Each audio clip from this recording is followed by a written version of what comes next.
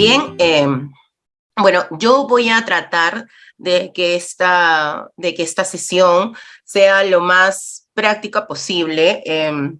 No voy a tratar de ser muy dogmática porque, de hecho, el tema de la intervención delictiva y justamente los parámetros que me pidió Udeapolis son bastante atractivos. Entonces, creería yo que aterrizarlos en ejemplos prácticos nos van a ayudar, ¿no? Justo como dijo Ryder, de repente si es que hay, no sé, pues en el chat o alguna manera de poder preguntar sobre empresas de rubros generales o algo, los podemos tomar en consideración justamente con fines académicos. Bien, entonces, los temas que vamos a tocar o los puntos que vamos a tocar, ¿no? Aparte de los antecedentes, van a ser básicamente dos, ¿no? Los deberes, básicamente, de omisión, ¿no? En cuanto a los órganos colegiados, ¿no? Dentro de las empresas y la determinación de la intervención delictiva, justamente de estos órganos, ¿no? Entonces, antes de empezar eso, quería comentarles, bueno, ¿no? Que a lo largo me he podido conectar en alguna de las sesiones de este diplomado, que es bastante importante, bastante beneficioso creo que para todos los participantes. Todos los días se aprende algo nuevo. De hecho, la dinámica que han estado manejando los profesores que han estado los demás días, particularmente a mí me ha parecido bastante agradable. Justamente la sesión de la semana pasada, me pareció, o el domingo pasado, me pareció bastante amena. Voy a tratar de manejarnos de esa manera. Entonces, vamos a empezar, ¿no? Entonces, es importante mencionar que los puntos sobre los cuales voy a tomar en consideración aquí, voy a hablar básicamente sobre los temas de los directorios, ¿no? Y los juntas generales de accionistas en algunos casos en que no tengan de directores. Nos mencionaremos referencialmente a la gerencia general, ¿no? En algunos casos, si en algún momento conversamos sobre el sistema de prevención del lavado de activos y financiamiento del terrorismo determinado por la SBS, ¿no? Para los sujetos obligados, seguramente nos referiremos al oficial de cumplimiento. Para ello también lo mencionaremos. Obviamente vale mencionar que el oficial de cumplimiento, según la SBS, evidentemente no es un órgano colegiado, sino es importante que vayamos determinando los sujetos a los cuales nos vamos a referir en nuestra explicación. Además de eso, bueno, el compliance officer en algunas empresas en las cuales las organizaciones son mayores y también, ¿no? Si bien es cierto, no está, o sea, está relacionado con el tema principal, no necesariamente siendo el tema sustancial, ¿no? De repente a ver, cuando se tratan de empresas a veces transnacionales, no solamente tienen órganos colegiados a nivel local, sino también obedecen a situaciones o obedecen a parámetros de órganos mayores. También no pueden haber los órganos colegiados de directorio a nivel nacional, luego los órganos colegiados de directores a nivel regional, cuando es una empresa muy grande, ¿no? Y los órganos colegiados centrales, ¿no? De diferentes líneas, ¿no? Que también pueden ser las líneas de ética, las líneas de investigaciones internas o incluso las mismas líneas corporativas. Entonces, dentro de alguna medida también nos vamos a tomar en cuenta, ¿no? Dicho esto, es importante mencionar que en el 2022, evidentemente, al adelanto de la sociedad, ¿no? Cada vez la sociedad se hace más compleja, es la sociedad como tal, todos nosotros, en el lugar donde nos desarrollamos, se hace cada vez más compleja,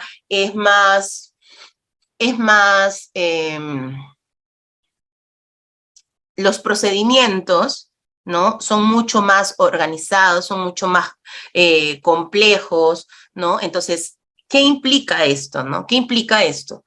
Que si la sociedad es más compleja, existen nuevas formas de poder desarrollar actividades, lo correcto es, ¿no? Que estas actividades obedezcan a decisiones que se puedan tomar, ¿no? Decisiones que se vayan a tomar nosotros como personas naturales, como individuos, ¿no? Elvis como individuo, Esperanza como individuo, Janet como individuo, Caterine como individuo, pero también sobre decisiones corporativas, ¿no? O sea, ¿quiénes toman las decisiones corporativas? Evidentemente las empresas, ¿no? Que al igual que nosotros, son personas, ¿no? Evidentemente con la complejidad del caso, con las particularidades del caso, son personas jurídicas, pero que toda persona jurídica tiene detrás personas naturales que toman decisiones direccionadas o, o orientadas, ¿no? Hacia el de mejor desarrollo de la empresa. Entonces, al final del día, según también lo establece la Ley General de Sociedades, se tiene que una empresa, una persona jurídica, no necesariamente una empresa, pero una persona jurídica, depende, obviamente, sus decisiones obedecen a órganos societarios. ¿Quiénes son los órganos societarios? Bueno, los representantes legales, la gerencia general, el directorio o la junta general de accionistas. Hoy nos convoca básicamente los órganos colegiados. Son directorio y son la junta general de accionistas, ¿no? Las definiciones tanto del directorio como la Junta General de Accionistas se encuentran en la Ley General de Sociedades, ¿no? Cada uno guardando sus particularidades. Entonces, evidentemente, cada persona jurídica determina su organización. Muchas empresas no tienen directorio, tienen justamente Junta General de Accionistas, pero todas inician determinando su estructura en el estatuto. Usualmente se adjunta el acta de constitución de la persona jurídica. Entonces, si nosotros necesitamos saber qué órganos colegiados toman decisiones dentro de una empresa, lo primero que tendríamos que ir a ver o remitirnos es básicamente a su estatuto para poder determinar quiénes son los órganos y sobre todo qué responsabilidad tiene cada uno, adicional a la que señala la Ley General de Sociedades. ¿Ya? Entonces, es importante que nosotros mencionemos esto. ¿Por qué? Porque esto nos va a servir. ¿Hay una manito? Ah, no, es un emoji, perdón. Esto nos va a servir justamente para tomar en consideración. Dicho esto, tenemos dos órganos colegiados. Suponiendo que analicemos una empresa, ¿no? Una empresa, a ver, no sé, el sector construcción, que ha sido el sector que se ha descubierto que en los últimos 6 años, o bueno, en los últimos 10 años, o un poco más, no se han visto involucrados en los peores escándalos, no solo a nivel nacional, sino también a nivel mundial, de actos de corrupción, ¿no? Vamos a tomar únicamente para poder ejemplificarlo. Si alguno de ustedes quiere que tomemos de repente una empresa de otro rubro, lo podemos mencionar en el chat. Sí tiene chat, Ryder, la sala, ¿verdad? Sí tiene. Ya, excelente. Sí, doctora, hasta los participantes también pueden levantar su manito y pueden intervenir. Muy bien, entonces yo tomo como ejemplo referencial el sector construcción. Si alguno de ustedes quiere algún tipo de sector, no lo coloca. Por favor, no me pongan aeronáutico. En la última, en una capacitación, me pusieron unos ya súper complejos, ¿no? Entonces, de todas maneras, coloquen los que desean para ir ejemplificando. Entonces, bueno, tomando como ejemplo a una empresa del sector construcción, ¿ya? Entonces, queremos saber si esta empresa tiene o no tiene, qué órganos colegiados tiene. Me dirijo al estatuto y lo reviso. Resulta ser que tiene una estructura típica en la cual tiene un sujeto, o tiene un directorio y tiene una junta general de accionistas. Es una sociedad anónima cerrada y la tiene así. Muy bien. Los directores, bueno, tienen directores independientes, tienen una estructura de directorio de 7 personas, por así decirlo, un número impar siempre. Entonces, ¿dónde está el presidente del directorio, el secretario del directorio, bueno, los vocales y los demás participantes, los directores, ¿no? Y además de eso, bueno, tiene también una junta general de accionistas en donde tienen 5 accionistas, por decirlo así. Entonces, tiene un gerente general, tiene gerencias específicas, jefaturas, digamos que es una empresa medianamente grande. Bien, entonces, vamos a ver efectivamente qué es lo que debe ser el director. Si bien es cierto, dentro de toda empresa, quien toma decisiones materiales y quién es la persona o el representante legal por excelencia, y también así lo respalda el artículo del Código Penal referente al actuar en lugar del otro, el artículo 27, ¿no? El gerente general, ¿no? Esta persona es el gerente general, quien tiene por excelencia o el representante legal, no necesariamente, o esta persona no es la única que toma decisiones dentro de la organización, ¿no? Toma decisiones según lo que establece el artículo 160 de la Ley General de Sociedades, y también algunas otras decisiones es el representante legal, el vocero o el portavoz de la empresa, de la persona jurídica. Sin embargo, también hay decisiones que toma el director, ¿no? Entonces, ahora, es importante determinar qué sesiones o qué decisiones toma el directorio. ¿Alguno de ustedes me podría decir qué decisiones toma o qué decisiones cree ustedes que toma, sobre qué temas toma decisiones el directorio?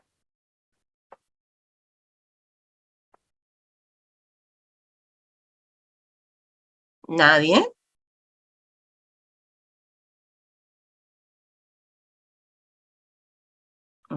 Ya, a ver. Muy bien, sí, efectivamente, de las nuevas inversiones. Claro, inversiones, ampliaciones de líneas de negocio. Muy bien. Muy bien. A ver, ¿qué más dicen? Rentabilidad, excelente. Préstamos. Bueno, los préstamos también. Remover al gerente general, sí, muy bien. Todos estos ejemplos son correctos, ¿ya? Pero todo eso que establece, ¿no? Entonces, básicamente tienen como funciones el directorio, ¿no? Bueno, no la principal, pero seguramente la que engloba todo, conocer y establecer los objetivos de la empresa. Y en base a los objetivos de la empresa, trabajar sobre esa dirección, ¿no? Eso, aprobar y controlar las estrategias que tiene la empresa para dirigir a la empresa, ¿no? Para determinar o marcar el horizonte, ¿no? No necesariamente dirige el gerente general, ¿no? Pero sí efectivamente lo nombra, lo evalúa y bueno, luego hacen la verificación para poderlo remover o reemplazarlo si corresponde, ¿no? Y además de eso también revisa y aprueba políticas. Entonces, ¿qué cosa quiere decir finalmente que lo que hace el directorio, enfocando a una definición que seguramente de repente los corporativos podrán decir que es muy amplia, pero para los fines de determinar o aterrizar al punto de vista penal, nos van a ser de ayuda, ¿no? Entonces, ¿qué es lo que hace el directorio al final del día? Lo que hace el directorio es establecer, ¿no? Y pautear el horizonte, los objetivos que va a generar la empresa. Lo que quiere decir que el directorio toma decisiones respecto de qué camino va a tomar la empresa. Justamente es en razón a ello que, pues, porque en los últimos años, cuando se decían que empresas o miembros del directorio justamente estaban determinando o indicaban, ¿no? En algunos de los casos, por ejemplo, en los casos del sector construcción, sin referirnos a alguno en específico, mencionaban que los miembros del directorio tenían una visión justamente de alcanzar objetivos materiales, de alcanzar objetivos económicos, de establecer metas económicas de rentabilidad sin tomar en consideración los caminos a los cuales sobre los cuales se iban a llegar, ¿no? Entonces, ellos determinaban justamente cuál era el horizonte, si marcaban un horizonte ético, si marcaban un horizonte determinado por políticas que podían proteger no solamente al Estado, sino también a los trabajadores. Que dicho sea de paso, el directorio, al aprobar políticas, también determina, por ejemplo, situaciones de responsabilidad social, ¿no? En lo que corresponda, y también el horizonte que va a dirigir o que va a determinar una empresa, ¿no? Por ejemplo, ahora cada vez más se busque espacios para que las empresas tengan, esto no tiene que ver nada con penal, pero es importante mencionarlo, que a través del directorio se aprueben y se promuevan políticas de igualdad de género, políticas también de determinación de generar más espacios para no discriminación, ¿no? También un apoyo a los temas de hostigación, ¿no? Hostigamiento, ¿no? Sexual, ¿no? Los temas de políticas de flex time. Ahora, justamente en el momento en el que nos encontramos, ya casi, o sea, a dos años y un poco más de la existencia del COVID, la estrategia laboral, o bueno, la dinámica laboral a nivel mundial ha dado un giro de 180 grados. Entonces, ahora las políticas, ahora parece que la norma, que la regla es, en la mayoría de los casos, una política de teletrabajo, y en algunos casos no. Entonces, también, ¿no? Los establecimientos, las políticas de maternidad, todo lo que finalmente quiera proyectar la empresa en cuanto a sus decisiones, pasan por el directorio. Entonces, dentro de las decisiones, obviamente todas estas decisiones son justamente también para respetar, ¿no? Para contribuir como empresa, ¿no? Para respetar también al Estado, pero también, y obviamente guardando la salvedad de todo lo ya mencionado, ¿no? Para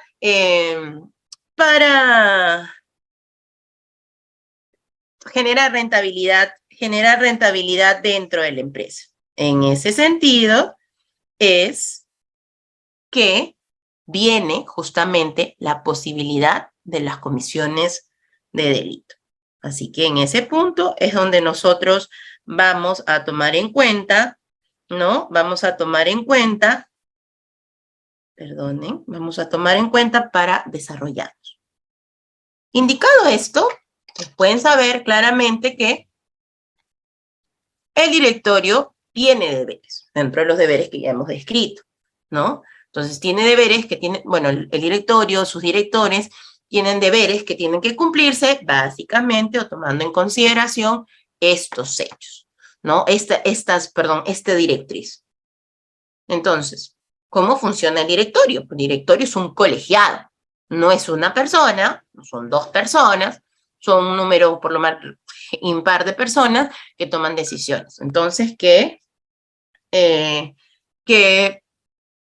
tienen la obligación de votar para tomar decisiones en este punto, ¿no?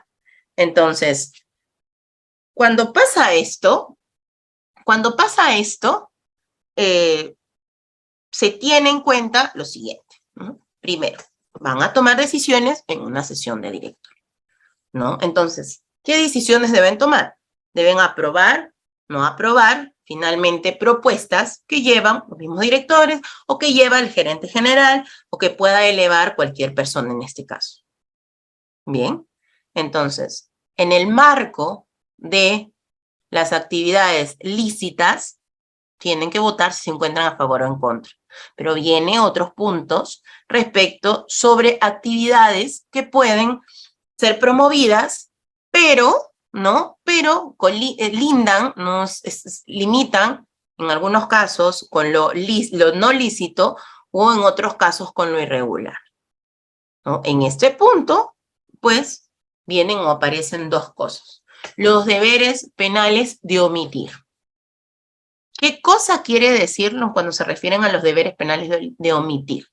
¿No? Entonces, ¿qué tienes que tener en consideración en este punto?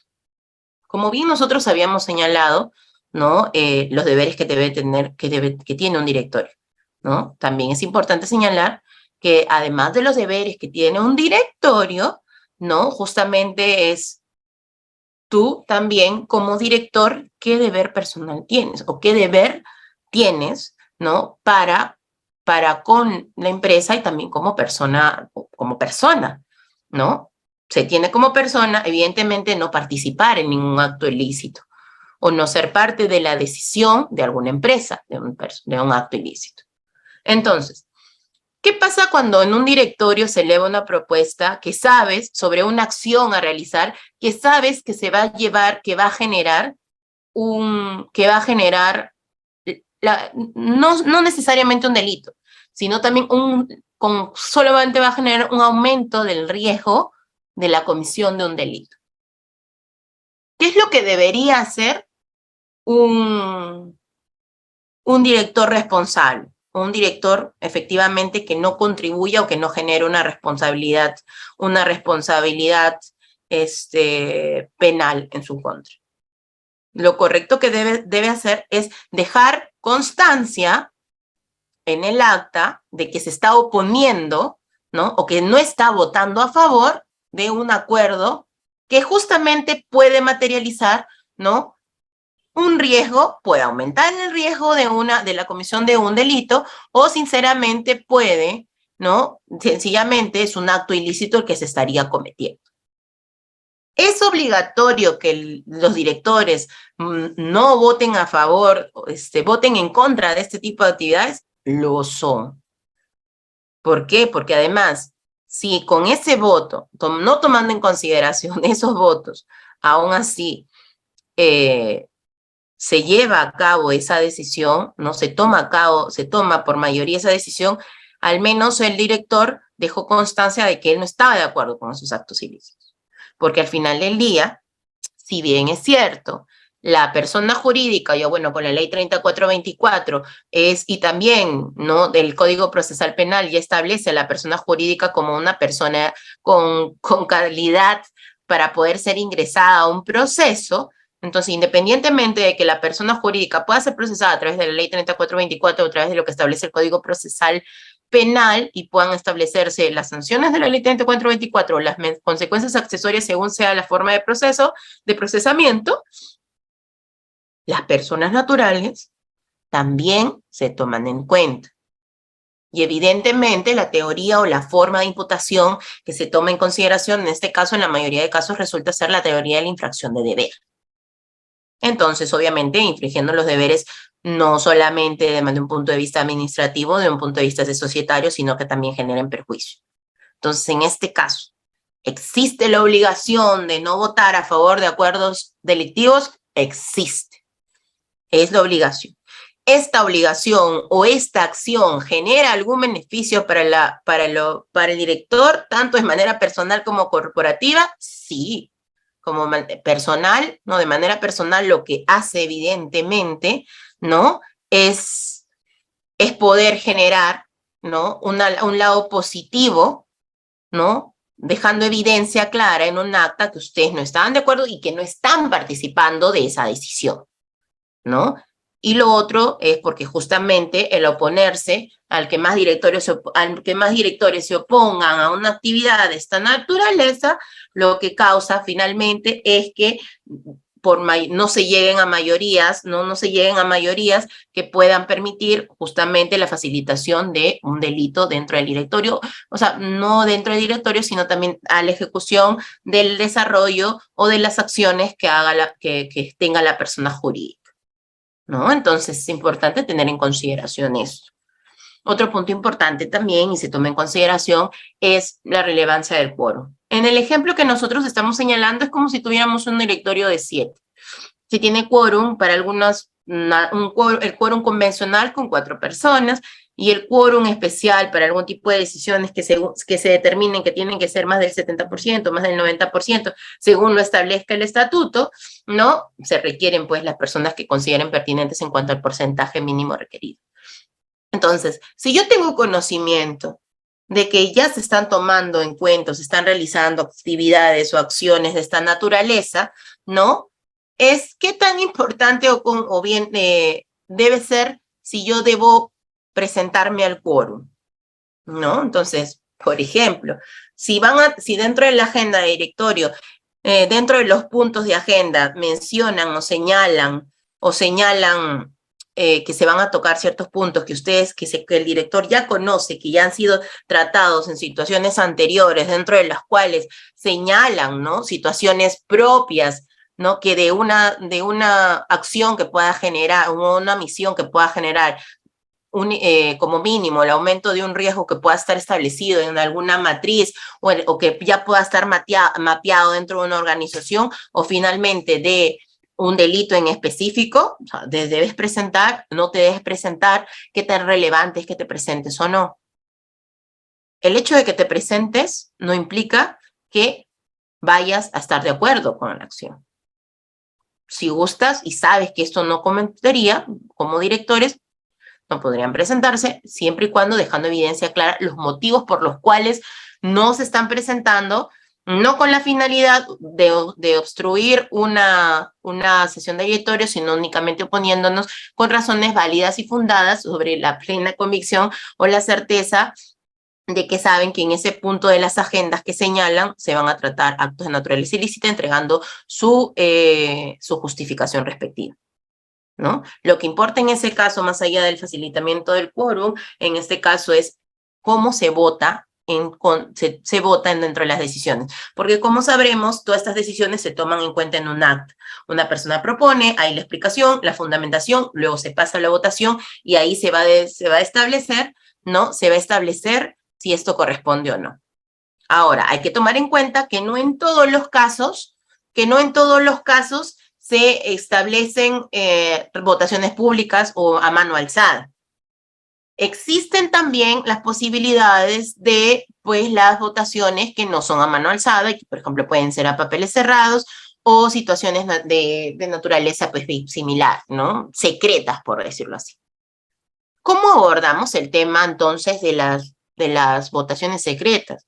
Porque si son a votaciones secretas, ¿cómo vamos a saber si sí son o no son? Porque finalmente van a salir 4 votos a favor, 3 votos en contra. Si al final gana la determinación de una situación de naturaleza ilícita, ¿nos vamos a quedar en silencio? No, la regla sigue siendo la misma, ¿no? Que se determine o que en ese momento mencionen o que se pronuncien las personas que se encuentran en contra de esta decisión, fundamentando por qué y dejando constancia, dejando expresa constancia, ¿ya? Y negándose a firmar, pues, en el caso de que no se quiera dejar ello, y dejando en evidencia a través de una carta notarial. En este caso, hay que tomar en consideración que cada director representa una porción del directorio, que a su vez es a una porción de la decisión de un órgano que justamente va a marcar la dirección de una persona jurídica. Entonces, todas las decisiones tienen que ser evidenciadas, tanto decisiones a favor como decisiones en contra. Entonces, si hiciéramos esto, ¿qué es lo que resultaría, pues, en este punto? ¿No? Si es secreta, yo no tengo que manifestar mi disconformidad, o sea, claro que lo tienes que hacer, ¿no? Entonces, ¿cómo lo tienes que hacer? Lo tienes que hacer de manera, dejar evidencia dentro del acta, desde mi punto de vista, y siendo bastante conservadores, yo creo para que se pueda determinar efectivamente que no se incumplió con un deber de omisión, que no se incumplió con un deber de votación o deber de determinación. Entonces, lo que pasa en ese punto es, se debe dejar constancia. ¿Por qué? Porque es importante tomar en consideración los deberes que tienen el directorio, ¿no? Hay que detenernos un poco, y eso también es temas que se tratan dentro de compliance, cuando se establecen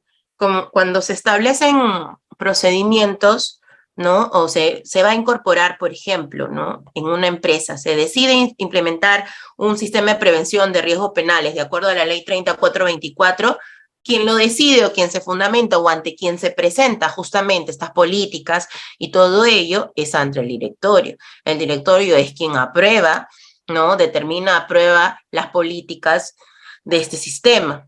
Y dentro de las capacitaciones o del conocimiento del compromiso que toma esta empresa y este directorio, justamente es, ¿no? En este caso el directorio de este órgano colegiado, es que pueda ser capaz de monitorear y dirigir, ¿no? O velar por el correcto cumplimiento e implementación de un programa de prevención, ¿no? Entonces, ¿qué significa esto? ¿No? Que el directorio asume que dentro de la organización se establezcan procedimientos y procedimientos y controles básicos para la prevención, mitigación y detección de riesgos de naturaleza criminal, en este caso. Y también toma en consideración, bueno, o en consecuencia, asume deberes de vigilancia.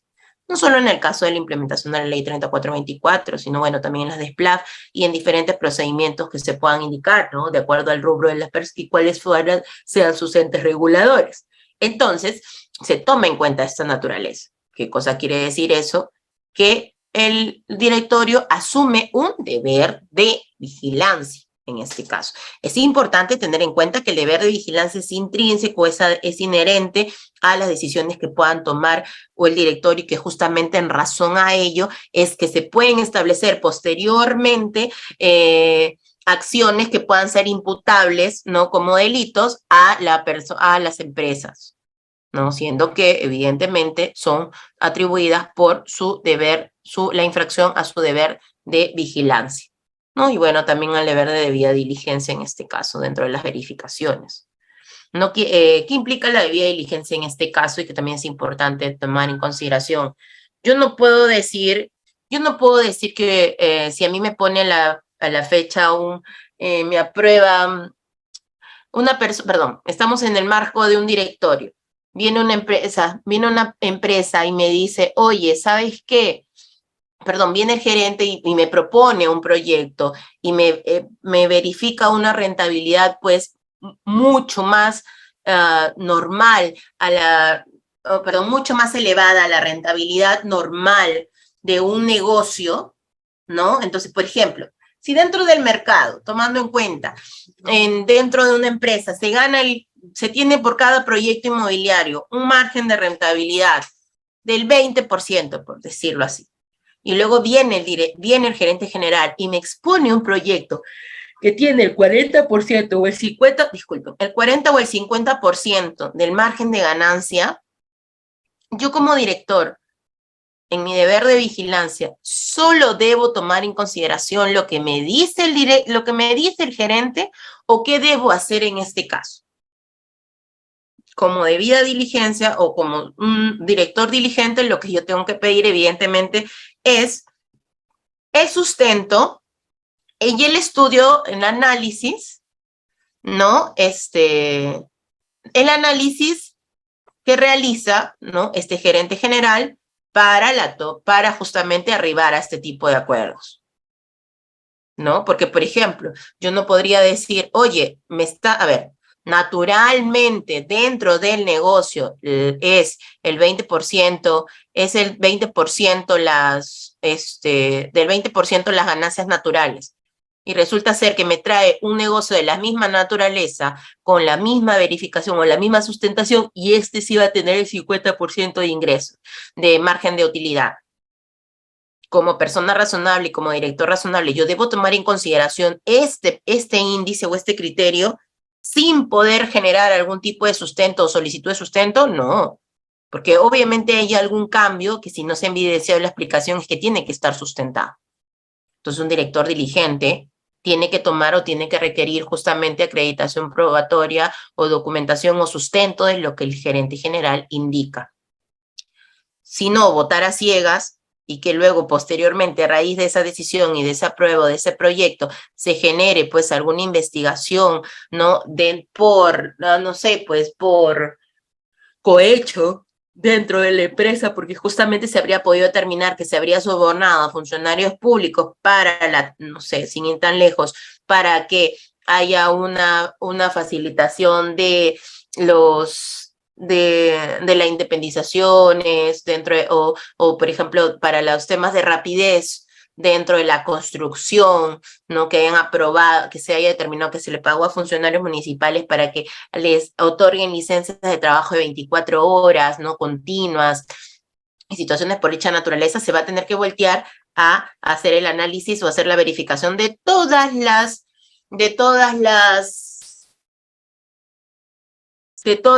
decisiones que respaldaron, todas las decisiones que respaldaron este hecho.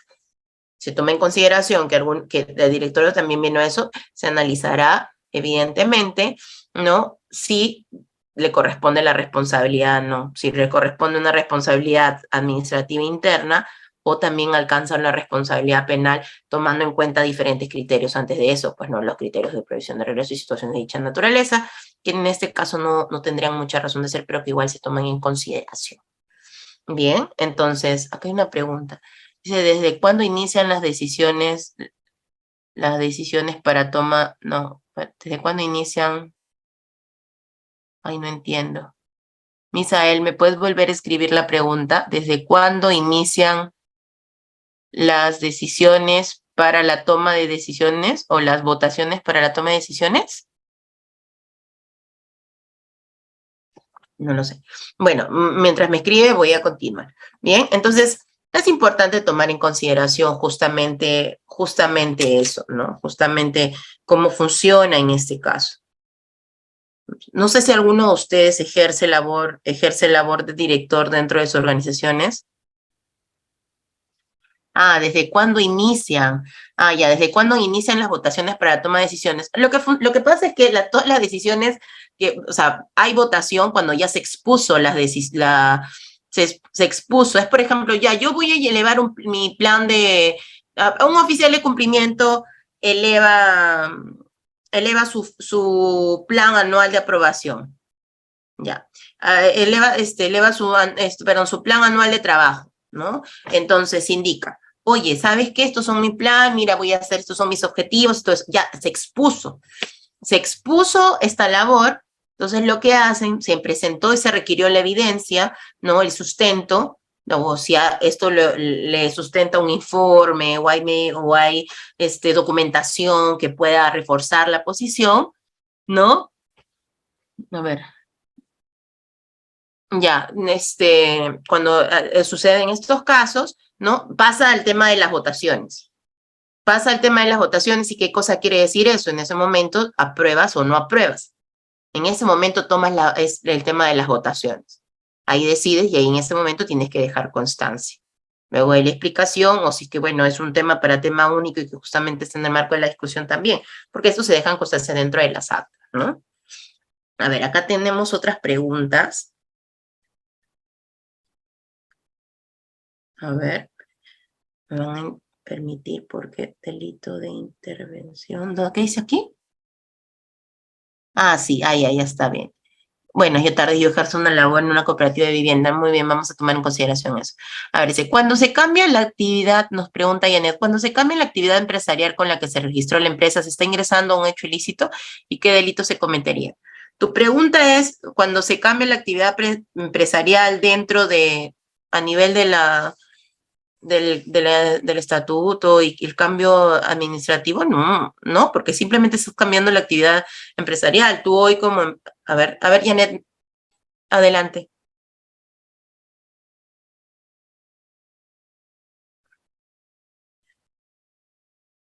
Estás con el micrófono silenciado. Janet, está activo su audio. Adelante, por favor. Sí, justo me interesó mucho el curso por este aspecto, ¿no?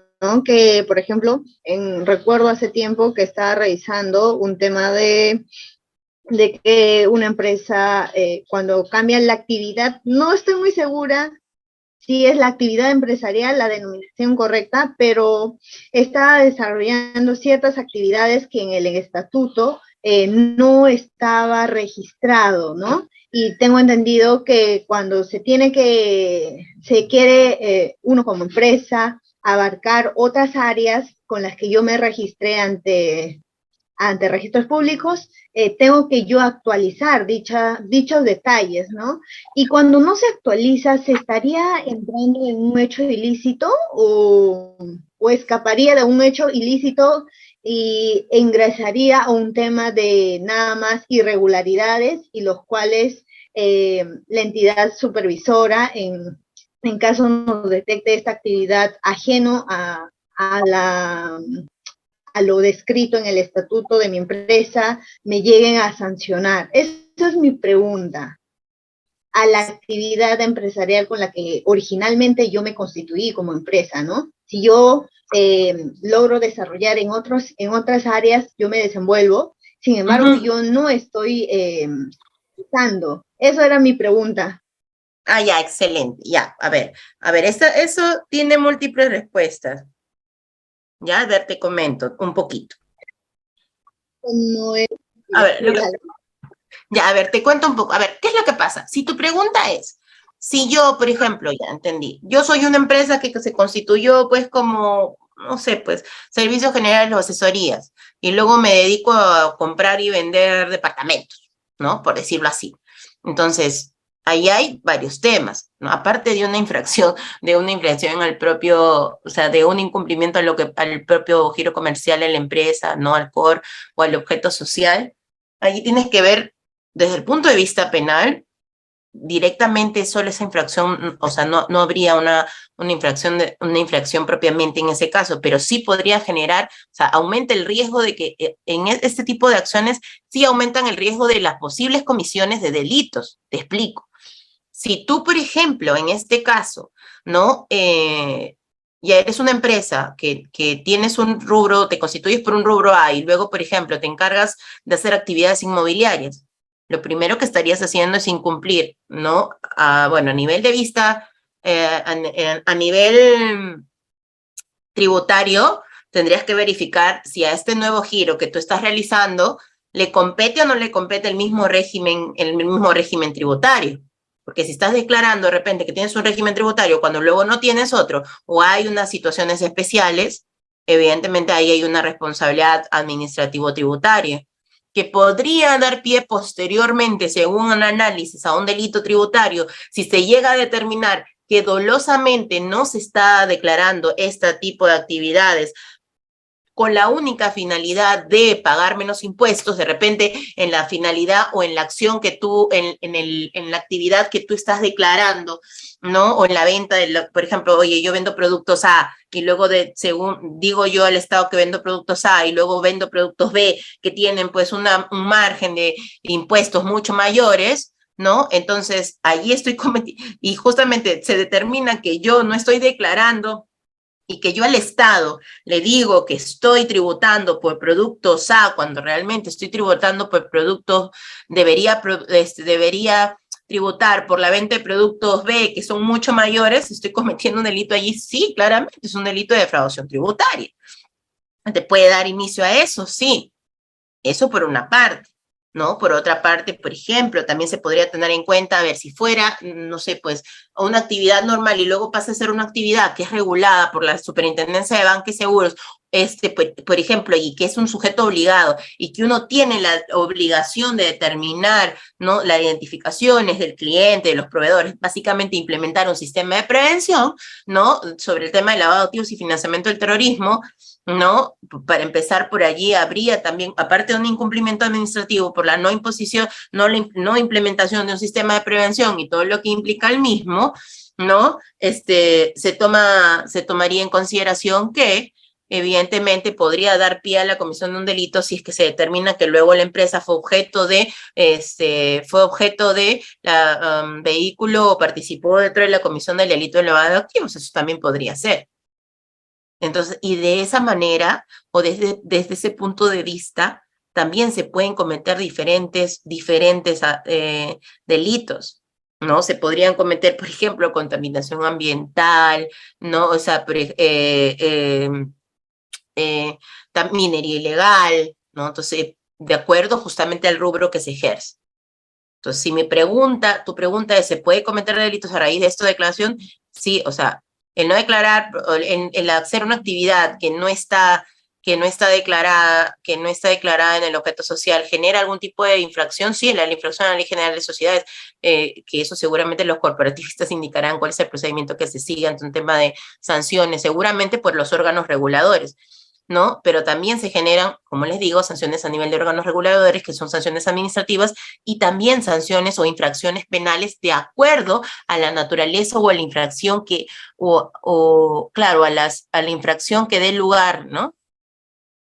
Entonces, es importante tomar en cuenta. Podría ser delito de falsa declaración en procedimiento administrativo. Depende. El delito de falsa declaración en procedimiento administrativo, mucho se ha dicho, a ver, cómo se maneja, ¿no? Desde mi punto de vista, desde mi punto de vista, que no quiere decir que sea correcto, el delito de falsa declaración en procedimiento administrativo se genera, ¿no? Ante la presentación de una falsa declaración en el marco de un procedimiento administrativo que busca probar algo dentro de una controversia. Eso es lo que yo considero como delito o sea, como falsa declaración en un procedimiento administrativo. Desde mi punto de vista, no se cometería delito de falsa declaración en procedimiento administrativo cuando van a tomar en cuenta si se presenta una declaración únicamente con fines para determinar o algún trámite, ¿no? Sino que justamente existe una controversia. Evidentemente, los que les digo hay respaldo dentro de jurisprudencia a favor, también lo hay en contra. Pero eso es lo que yo creería. Así que desde mi punto de vista o desde lo que yo considero justamente, no necesariamente podría ser. De repente, o sea, a ver, si yo declaro que voy a realizar un rubro, pero realizo otro, o sea, ¿dónde lo declaro? Oye, yo estoy en el marco de un procedimiento administrativo sancionador y declaro que voy a un rubro, pero no lo voy a otro, eso sí, pues, ¿no? Ahí sí podría generar una falsa declaración en procedimiento administrativo, pero mucho depende también dentro del procedimiento, ¿no? Entonces, sí. Eso sí, una cosa es declarar y una cosa es señalar, pero entendía que la pregunta ya iba básicamente a cometer, o sea, a realizar acciones, ¿no? A realizar acciones o otro tipo de actividades, ¿no? Eso da pie. A ver, vamos a ver. A ver, acá hay bastantes preguntas que son bastante importantes. Vamos a ver un poquito que estoy copiando. Ya, muy bien. Acá tenemos el ejemplo en la cooperativa de vivienda. Sí, justamente vamos a absorber todas estas preguntas para pasar al tema de las imputaciones, al tipo de imputación. Bien, les agradezco mucho que sean bastante participativos. Eso para mí de verdad es bastante importante, pero me ayuda mucho dentro del desarrollo de la sesión. A ver, dice, cuando se cambia la actividad empresarial, ya este es otro. Tengo el caso de una empresa que en un anterior directorio hicieron una inversión inadecuada, que fueron estafados, luego cambiaron de directorio y cambiaron solo miembros, y en una asamblea les dieron a conocer lo sucedido. Los nuevos miembros que no tuvieron nada que ver en las decisiones anteriores pueden ser responsables. No, la decisión, obviamente hay un tema de temporalidad, es igual que el gerente general. Un gerente general a veces puede ser, o sea, a ver, estamos 2022, esta es la pregunta ya, Flor. Estamos en el año 2022. El gerente general ingresó en enero del 2022. Y procesan a la empresa por actos cometidos en el 2020. Ya, procesan a la empresa. Muy bien. Y luego también procesan al gerente general. ¿Qué gerente corresponde procesar? ¿Al del 2022 o al del 2020 o la fecha de la comisión de los hechos? Claramente al gerente o la persona que ejercía la gerencia general en la fecha de la comisión de los hechos. De la misma manera funciona en el tema del directorio. Los directorios o los miembros que ejercieron las decisiones colegiadas de la fecha en la que se tomó las decisiones comerciales, no las decisiones colegiadas. No los nuevos miembros, en ese punto no guardaría lógica que puedan ser sancionados por acciones que no cometieron, ¿no? Decisiones que no tomaron. ¿No? Así que en este caso no. A ver, Misael Loaiza. Hay 3 socios, hay un director, hay estatutos, ya, 3 socios, o sea, entiendo que son de la Junta General de Accionistas, que todavía estamos dejando de lado, pero bueno, hay que tomar en cuenta. El director pidió un préstamo sin hacer la reunión, no hubo votación. ¿A quién se le pidió el préstamo? A ver, vamos a ver. Dice, sin hacer la reunión no hubo votación, este director firmó, este ejemplo bien específico, este director firmó todos los papeles del préstamo, luego vendió un tercero sus acciones sin comunicar a los socios, ahora dejó en deuda a la empresa, el nuevo director está demandado por deuda, el ex director cometió delito. A ver, está un poco complicado. Ya, pero hay que ver, hay bastantes puntos en el ejemplo que pones, Misael, porque, por ejemplo, ahí hay que ver cuántos directores eran. Oye, es como que el presidente del directorio, había un directorio de 5 personas, había un directorio de 3, hay 3 socios que son Junta General de Accionistas, entiendo, o son 3 directores, entonces ahí me parece que faltarían datos, ¿no? Pero en el caso, o sea, ahí hay que ver, ¿no? Si se supone que un director los directores a ver, a menos que dentro de sus funciones esté, pero los directores no firman o no toman decisiones de inversión, pero finalmente quien ejecuta los préstamos o quien ejecuta todos estos temas es gerencia general. Entonces, solo es un director y son dos socios que no puede ejercer no puede haber un directorio solo de una persona. Entiendo que seguramente se llamaba director, pero la labor era una función directa. Ah, el director tiene el cargo de gerente. Entonces era el director gerente, pero no era el único del directorio. Ya, claro, pero ahí la dirección, ahí no es, la decisión no es como de, esa decisión no la está tomando como director, la está tomando como gerente. Esa decisión la está tomando como gerente, porque al final del día lo que está haciendo, y eso sí es fraude en la administración de la persona jurídica, como dice Vladimir, que es una muy buena respuesta. Porque ¿qué es lo que pasa? Al final del día, sí pueden tomar decisiones los directores, pero quienes ejecutan las decisiones son el gerente general. Si el gerente general, sin preguntarle a nadie, ni tomar en consideración que este préstamo podría generar algún tipo de perjuicio entre la empresa, lo hace y luego se favorece económicamente del mismo, y sí, eso es un delito de fraude de administración de la persona jurídica. Y si entra en contubernio con el contador, ¿no? Y ocultan eso, llevan una contabilidad paralela, también contabilidad paralela y también fraude en la administración de la persona jurídica por omitir justamente el estado real de la persona jurídica, ¿no? Por verse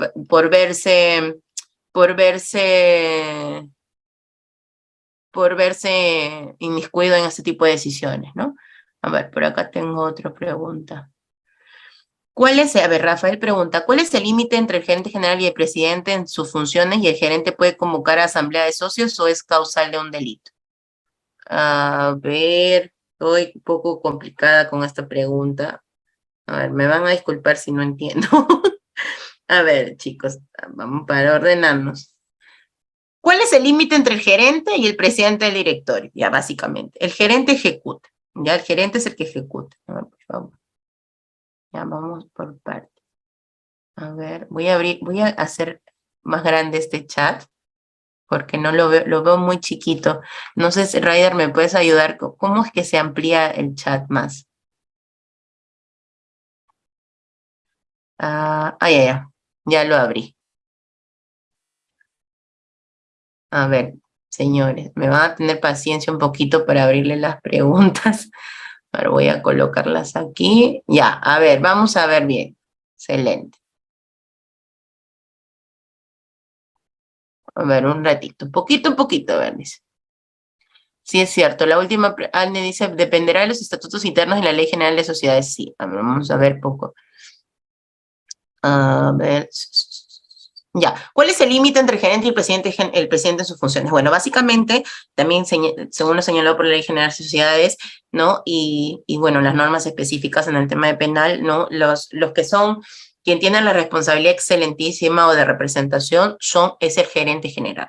El presidente del directorio, a menos que tenga algún tema de representante legal, no tiene su solo nombre como presidente del directorio frente a terceros, no existe una toma de decisiones. Es que el presidente del directorio, a menos que se encuentre señalado en el estatuto, lo cual sería un poco raro que él autorice la firma de cheques, no, porque finalmente ellos, a ver, son funciones, tienen funciones de dirección, ¿no? Las funciones de ejecución están a cargo de gerencias generales y básicamente las diferencias. Entonces, pero eso es más en un punto de vista corporativo, ¿no? Y el gerente puede convocar a la asamblea de socios, eso depende de quién señala, ¿no? O sea, mandan las invitaciones por lo general a los gerentes, sí, o el presidente de los socios. Entiendo que cuando te refieres a socios, estamos hablando de la Junta General de Accionistas. Sí, si eso lo determinan así, o cita por excelencia al presidente de la Junta General de Accionistas, o cita a la secretaria por orden de ellos, ¿no? Ahora, que se lleve a cabo sin conocimiento de los demás socios, eso sí, pues es un delito de fraude en la administración también, evaluando. Ya, dice Vladimir, o sea, si declaro que voy a realizar un número, pero realizo otro, esto ya está. A ver, José Hoyos nos pregunta, a ver, con esto voy a responder a la pregunta hasta de Janet, la de las 9:56, para poder avanzar con los otros temas, ya si no nos va a ganar la hora. Aunque igual vamos a tener una rueda de preguntas posterior. Le voy a pedir un minutito para poder que me puedan pasar un poco de agüita. A ver, si es una consulta. Si en un contrato de servicios con una entidad del Estado se había pactado que el cumplimiento de la prestación por parte del proveedor de personas de servicios, o sea, que la empresa ocasionaría la aplicación de una penalidad al proveedor, pero la entidad del Estado no cobra esa penalidad al mismo, podría concluirse que ese incumplimiento del pago de esa penalidad ocasiona que los órganos administrativos del proveedor se coludieron con los directivos de la entidad del Estado y cometieron algún tipo de delito. O tendría que probarse que los órganos administrativos del proveedor tomaron la decisión de no pagar esa multa para perjudicar al Estado. No, ahí la respuesta es amplia, o sea, tal cual tú lo dices, no se puede terminar. A ver, lo que pasa es que también dentro de lo que tú me estás señalando es que supuestamente ahí habría un cohecho para no pagar, que se habrían visto beneficiados a través de un pago los funcionarios para no aplicar una multa, o en el caso de colusión, para no, en la parte de ejecución de un contrato, ¿no? Entonces, en cualquiera de esos casos. No, ahora lo que pasa es que aquí también esta pregunta, no, así tal cual no, la respuesta sería no, porque ¿qué es lo que pasa? Esa no sería una prueba contundente, lo que podría, y además porque eso tal cual está señalado, es una infracción administrativa interna hacia los funcionarios, ¿no? Entonces, a ver, ¿por qué? Porque ¿qué es lo que pasa también? Dentro de una contratación estatal, lo que hace es tú, una de las partes, si establece que hay un incumplimiento, lo que señalan básicamente es el incumplimiento y luego la absolución de este. Y luego la otra parte, ¿no? Que es el proveedor de servicios, pues establece finalmente si esto resulta ser un incumplimiento o no resulta ser un incumplimiento. Levanta sus observaciones y así se llega al levantamiento. Entonces la otra parte, si con esa premisa concluimos que existe la comisión de un delito, se puede probar la comisión de un delito únicamente con eso, estaríamos indicando que esa acción que puede dar pie a una infracción administrativa también, no, en este caso no.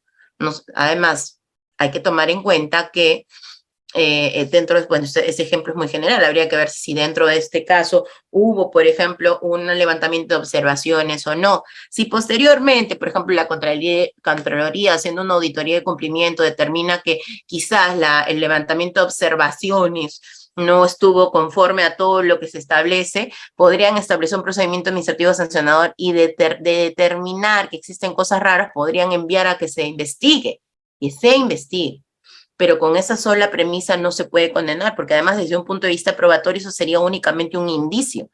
Y para evidentemente que se pruebe, o sea, para llegar a la imputación de un delito y a la determinación de la responsabilidad penal de una persona, sea natural o jurídica, con un indicio no se puede, con un solo indicio uno no puede determinar, no existe, ahí está la teoría de los indicios, ¿no? Entonces tendría que probarse evidentemente que los órganos administrativos del proveedor tomaron la decisión de no pagar esa multa para perjudicar al Estado. Más allá de para perjudicar al Estado, ¿cuál fue la finalidad de no pago, no? O sea, más allá de la finalidad de no pago es si sobornaron a alguien para no realizarlo, ¿no? Porque ¿cuál sería eso? Omisión de pago, eso es, la omisión de pago, el incumplimiento de pago no es penado, las deudas en el Perú no se pagan, eso sería un litigio arbitral, ¿no? O es una controversia de índole penal, ¿no? Muy bien. Luego de esto, a ver, es un tercer prestamista. Solo un director y dos socios. La responsabilidad de los contadores que llevan a la quiebra a la empresa se puede encontrar, a ver, se puede encontrar responsable económicamente desligando la responsabilidad de la empresa. A ver, desligando la responsabilidad. A ver, ¿tú quieres decir qué pasa si la empresa, si un contador haciendo mala contabilidad lleva a la quiebra a la empresa? Entiendo que lo que querrías decir es que supuestamente habría una contabilidad, pero si ellos hacen una contabilidad negativa, o sea, quiere decir que el contador le estaría engañando a los demás. ¿Cuál es la disposición? Pero eso, ¿por qué sería? ¿Porque no pagó impuestos o porque está en contubernio con el gerente general para poder, por un tema de beneficio económico propio? Si ese fuera el caso, estos son delitos personalísimos y ahí la empresa no es responsable, ahí incluso la empresa es agraviada. sería responsable si justamente es la misión, poder defraudar al Estado, pues, ¿no? Señalando básicamente, pero así como está el ejemplo colocado, no. En ese caso, no. Por un acto errado de la contabilidad. No, o sea, ¿y eso qué va? O sea, declararon mal, se pagó los impuestos y malos impuestos y estos llevaron a cabo la quiebra. No, porque la empresa sería responsable. Ah, si tendría que determinarse que la empresa, que fue un error dentro de la organización. A ver, a ver, Janet, justamente estos ejemplos son bastante amplios, ¿no? Pero a ver.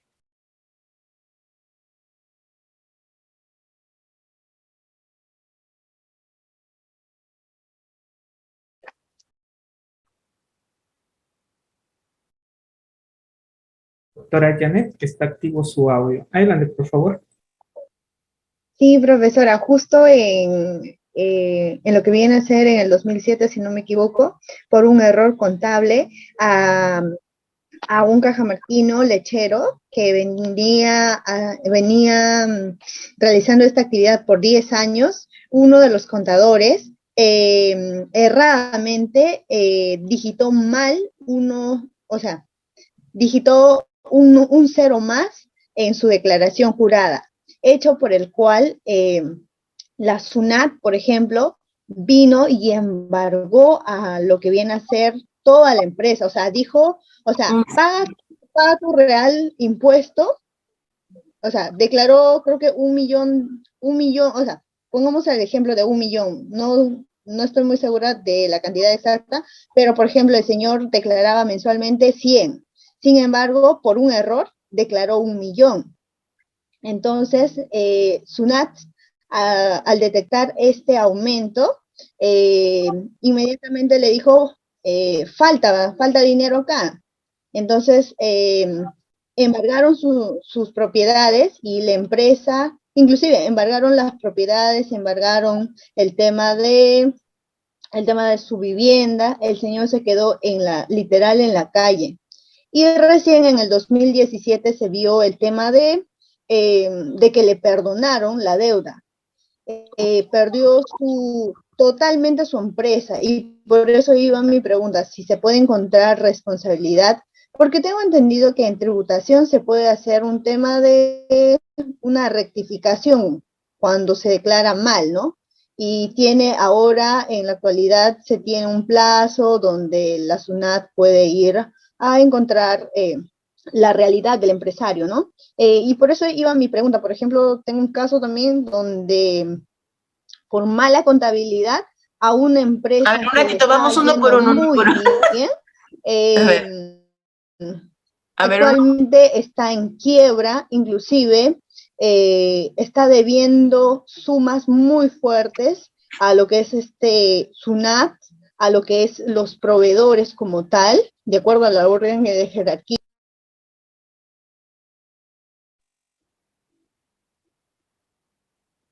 ¿Sí, Doctora. profesora? Sí, doctora. No, sí está bien, es que estaba escuchando, le decía justamente a la doctora Janet que podamos ir de ejemplo a ejemplo para no cerrar la idea, ¿no? Para poder cerrar la idea anterior. Ya, a ver, te comento un poco. Sí es cierto, existe el procedimiento que yo no soy especialista en tributario, ¿no?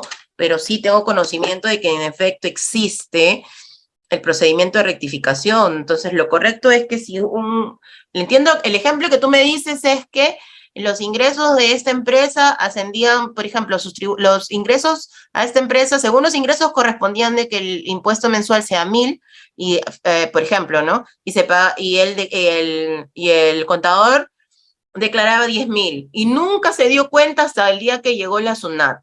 Entonces, en ese momento tuvieron que hacer el procedimiento de verificación, de rectificación, porque en ese momento entiendo, desde el conocimiento tributario que puedo tener, que no es mucho, que ellos dijeron que no, que eso no eran sus ingresos, entonces los han tenido que someter a una fiscalización para que efectivamente se determine, ¿no? Entonces, hay recursos impugnatorios. Entonces, ahí, o sea, lo que habría de repente que determinar allí era justamente poder someterse a un procedimiento administrativo en este caso, ¿no? Entonces, desde un punto de vista penal, diferente sería si yo declarara 1.000, no, si yo declarara 1.000, pero mis ingresos reales serían 10.000, ahí sí. Ahora, si existe una responsabilidad penal para el contador por haber declarado mal, eso sería, yo creo que sería más un tema de indemnización, ¿no? Porque, o sea, si él, a menos que se determine que él llevaba una declaración paralela o una contabilidad paralela, ¿no? O al menos, o si lo que básicamente está haciendo es que su mala acción, su mal ejercicio de su profesión les genera algún tipo de perjuicio, delito, eso no es. No, a menos no determinado, pero defraudación tributaria no sería, porque al final, al contrario, no le genera un perjuicio al Estado. Pero sí el ejercicio de mala praxis, o sea, la determinación de mala praxis profesional, eso sí, ¿no? Y es cierto, como dice Vladimir, ¿no? Le notifican previamente los informes. Claro, esa pregunta de verdad los podría contestar con mayor certeza sobre lo que habría pasado. Penal, yo no veo responsabilidad penal allí, pero sí claramente o sea, lo que se me ocurre de repente es una demanda por indemnización justamente por daños y perjuicios por mala praxis, ¿no? Eso. Pero básicamente lo otro no, en penal no lo veo. Y el otro ejemplo, Janet, ahora sí me puedes decir el otro ejemplo.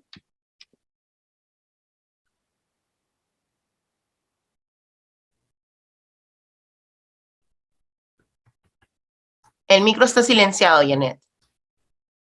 Listo, está activo su audio.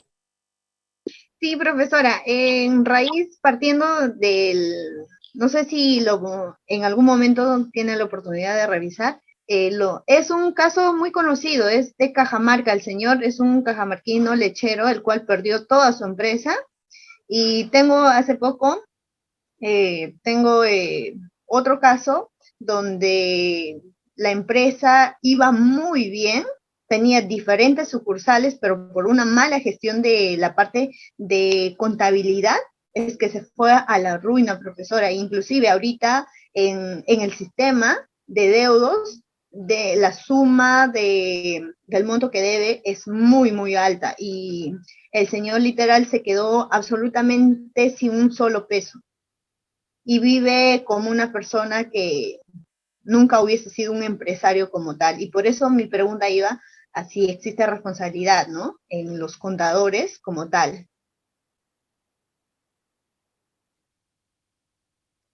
¿Existe responsabilidad en los contadores? Sí, existe responsabilidad civil e incluso penal, ¿no? Entonces, ahí hay que tener en cuenta cuáles son los delitos. A ver, justo me puse a ver si hay, acá dice, debe ser el caso de Sunat, por error el contador multaron a hombre de 52 años, ¿no? Me imagino que este debe ser, bueno,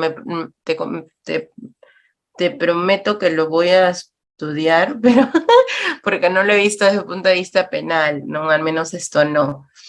Pero, a ver, si tu pregunta es que el contador público colegiado en el ejercicio de su función debe mantener independencia de su criterio, o sea, no dejarse llevar por sus actividades, y en ese caso, no, en ese momento, sí, ahí se abre un tema de responsabilidad, ¿no? O sea, debe tener presente porque el contador debe actuar, ¿no? Su actuación profesional debe ser de manera, como cualquier profesional, de manera correcta, no generar perjuicio a sus clientes, no más cuando es una situación de servicio, ¿no? Ahí hay otro tema, me parece que ahí sería, hay una figura en el Código Civil, no sé si estoy segura si es el artículo 1231, no, 1321. El artículo 1321 señala el tema de indemnización por dolo y por sí, por dolo y culpa leve. Y ahí señalan que que quedan sujetos al pago de una indemnización por daños y perjuicios y todo lo que implican las personas que no ejecutan sus obligaciones, ya o sea, por dolo, o en este caso si es responsable, ¿no? Por culpa leve, y me parece que también inexcusable, ¿no? Y ahí implica un resarcimiento y todo eso. Yo creería que por ahí iría la cosa, ¿no? Porque en el tema, nuevamente, o sea, los delitos que podrían cometer sería un delito de omisión, pero van más o menos en el tema de ley penal tributaria, ¿no? Y en ese caso no habría una empresa propia, o sea, yo no creería, la verdad, ¿no? Déjame darle vuelta de repente en lo que vamos terminando la capacitación, pero creería en ese punto que no, ¿no? Eso sí, claro, exacto. Bueno, les voy a pedir por favor que me brinden un minutito, de repente si podemos hacer, Raider, ¿tenemos permitido hacer una pausa de un minuto para poder tomar un poquito de agua? Sí, doctora, no hay problema. Listo. Entonces hacemos una pausita ¿qué hora es? 18, 5 minutos, doctora. Sí, muy bien, de 5 minutos para que puedan tomar agua caliente o algo, yo también voy a tomar un vasito de agua, ¿sí? Excelente, doctora. En estos momentos, estimados participantes, damos 5 minutos. Y bueno, comentarles que tenemos aún nuestros cursos de actualización en redacción jurídica de escritos y medios impugnatorios. Inicia el 31 de agosto, la inversión es 50 soles. Sí, tenemos al doctor Celis Mendoza, a la doctora Miriam Alonso de la Patiño, al doctor Percy Santos, el doctor Renzo Ruiz. Contamos también con la participación de la doctora Liz Mendoza y el doctor Bismar Seminario. En total son 6 ponencias de clases totalmente en vivo. Seguimos con el curso de actualización en trámite documentario y gestión de archivos en la administración pública. 90 horas académicas, al igual que el anterior. El curso de actualización inicia el 11 de septiembre. Bueno, seguimos con lo que es el curso de actualización en procedimiento administrativo, disciplinario y sancionador. Contamos con 6 sesiones, 90 horas académicas, inicia el 3 de septiembre. Y bueno, al día de ayer se ha tratado sobre el curso de actualización en violencia contra la mujer y los integrantes del grupo familiar. Aún está disponible el curso, pues ustedes pueden inscribirse. La primera sesión estaría grabada en su aula virtual.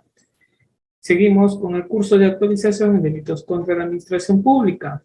Los ponentes tienen a la vista, son 6 sesiones de clases totalmente en vivo.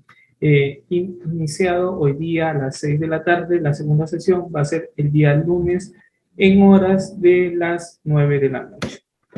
Y bueno, nuestro curso de la semana se inicia con protección de los niños, niñas y adolescentes. Se pueden cancelar hasta el día miércoles de la próxima semana. Medidas de protección cautelares en caso de violencia hacia la mujer.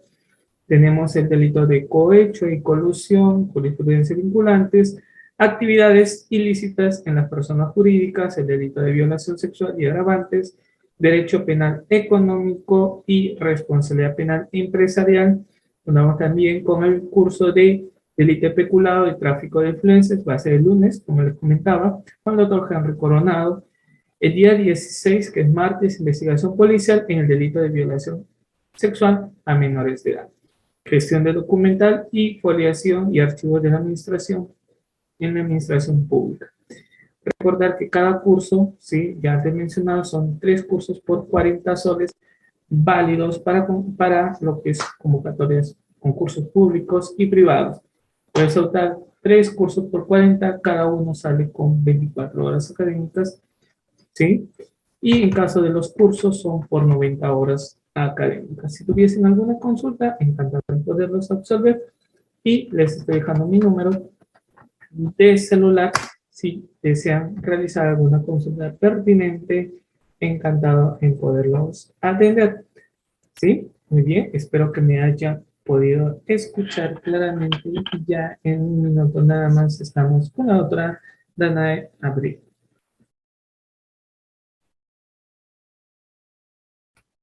Perfecto. Voy a compartir lo que es de la clase de hoy. Pueden adquirirlo, ¿sí? La inversión es 15 soles, sale por 24 horas académicas, su certificado, ¿sí?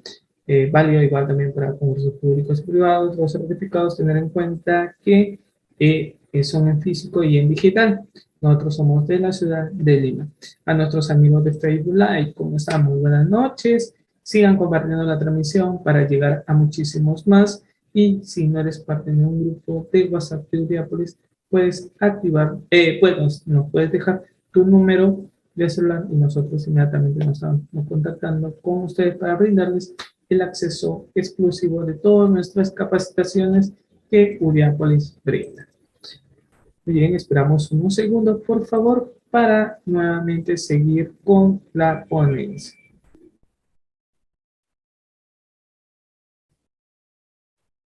Muy bien.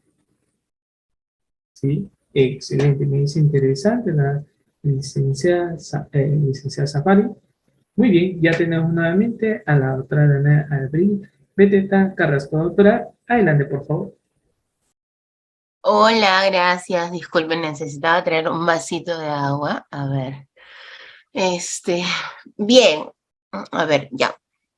Si tienen algunas preguntas sobre este tema, que estaba bastante interesante, que me gustó que todos estén interesados, acá aprendemos juntos, porque si bien es cierto, hay algo bastante importante en este tema, bueno, como Ryder comentó, yo soy asociada senior del área penal y de criminal compliance en DLA Piper Perú, que es una firma que tiene una oficina aquí. Y dentro de nuestra experiencia, nos llegan consultas diarias justamente en cuenta sobre decisiones que toman los corporativos, ¿no? Los órganos colegiados. Entonces, no solamente nos llegan consultas de decisiones justamente de un punto de vista preventivo. Yo me encargo justamente del área de criminal compliance, ¿no? Entonces, estas preguntas son bastante interesantes porque básicamente, o sea, se toman en consideración o parten. Es importante que ustedes tomen en cuenta lo siguiente, ¿no? Nuevamente el deber de vigilancia que tiene un directorio, ¿no? Y el deber de debida diligencia. Parece mentira, y ustedes van a escuchar a lo largo seguramente ya, de cuando se tomen en cuenta o se tomen estos, o puedan escuchar disertaciones sobre este punto, sobre este tema, van a percatarse que siempre va a estar presente el término de debida diligencia, o sea, y no solamente en materia penal, ¿no? Sino también en materia corporativa o de otra naturaleza. Entonces, es importante que nosotros podamos determinar efectivamente, podamos manejar ese término, lo tengamos familiarizado, porque en conocimiento de ese término, básicamente nos va a permitir poder determinar muchas veces si se está cometiendo o no se está cometiendo un delito, no, dentro de las decisiones, ¿no? Entonces, a veces hay algo que también se preguntan mucho los directores, si pueden o no pueden cometer delitos. Entonces, no siempre se hace, porque obviamente ahí justamente la responsabilidad también es personalísima, pero también hay dentro de cadenas que se pueden verificar, ¿no? Como por ejemplo, nuevamente tomando en cuenta las decisiones empresariales, ¿no? Por ejemplo, se tiene conocimiento de que dentro de las decisiones empresariales venía desde el directorio la posición de sobornar, y para eso se generaba toda una estructura. ¿Cómo se acreditó? Se acreditó con correos en su momento, siguen siendo investigados, ¿no? Entonces, en ese caso, evidentemente, pues un delito, sí. Ahí es por ese tipo de figuras, ¿no? Pero desde que existe, sí. Ahora, justamente en razón a ello, es importante que tengamos en cuenta dos cosas, ¿no? En los temas de cómo se le imputa el delito a una empresa. Antes de eso, y solo para cerrar la idea, perdón, una empresa no, a un director, ¿ya?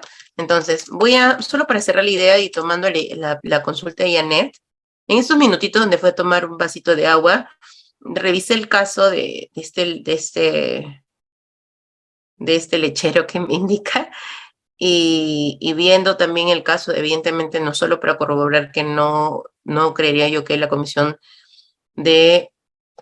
a ver, tengo aquí esto.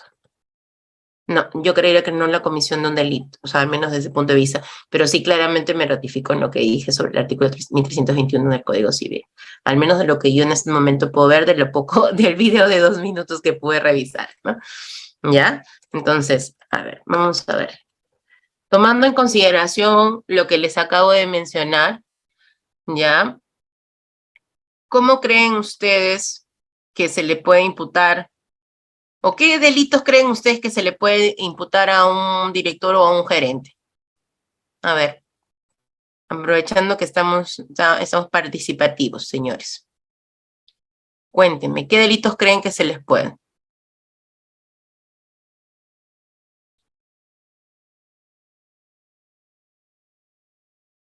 Ya, ¿qué más? A ver, colóquenme, por favor.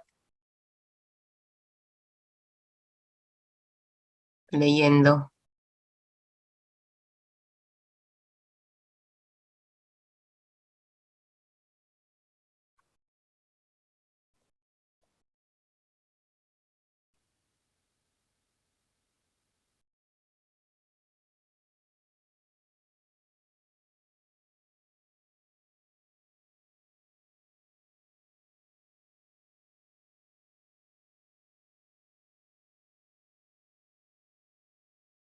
Muy bien, excelente. Uy, Ryder, son bien participativos tu grupo. A ver, acá hay una pregunta de Raúl Mejía, lo vamos a dejar al final, ¿ya? A ver, para poder comenzar eso. Fraude en la persona jurídica, colusión, corrupción, omisión de funciones. Sí, interesante, pero omisión de funciones dentro del Código Penal está establecido más como un delito para funcionarios públicos. Usurpación de funciones, sí. Eso en algunos casos sí. Incluso falsedad genérica. No sé si alguno de ustedes ha puesto. Es genérica, sí. Como persona jurídica es punible. ¿A qué se refiere Misael como persona jurídica es punible? No lo creo. ¿Me pueden explicar? ¿Me puedes precisar, Misael? Para poder precisar. Acoso sexual de un director, así. Que la persona jurídica que lo sancionen penalmente, sí, a una empresa ya se le puede sancionar penalmente. O sea, sí, procesalmente se puede incorporar, el Código Procesal Penal establece, ¿no?, la incorporación de una persona jurídica dentro del proceso, y existen las aplicaciones de las consecuencias de asesores, y también por la ley 3424. La ley 3424 establece la determinación de la responsabilidad administrativa de la persona jurídica. Desde mi punto de vista, le han puesto el término administrativo únicamente por ser, como coloquialmente se dice, tibios, ¿no? Desde mi punto de vista particular, y eso cada uno tiene su punto de vista diferente, eso, la ley como está diseñada, se establece la responsabilidad empresarial o la responsabilidad penal de la persona jurídica. Si las sociedades no delinquen, eso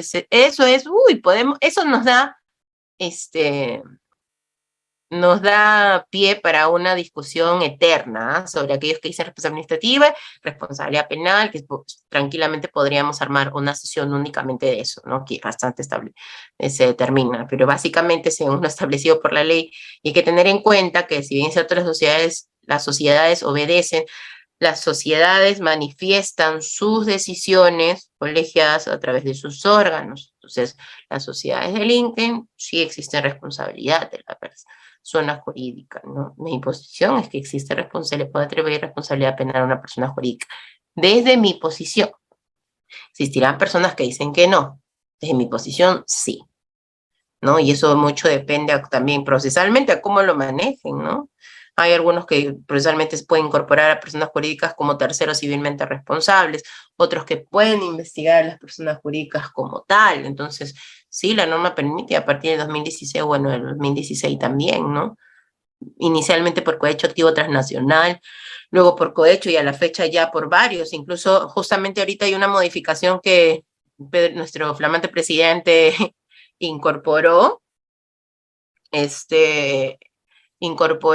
no rechazó porque justamente estaba haciendo observaciones, pero a la larga la tendencia va a ser que justamente esta ley, la 3424, aplique para todos los delitos, lo cual señalaría que la persona jurídica puede ser pasible de sanciones penales, lo son, ¿ya? Y ahí nomás vamos a dejar el debate sobre ese punto, porque si no nos vamos a, nos vamos a ir, nos vamos a ir un poco, nos vamos a salir un poco de la línea. A ver.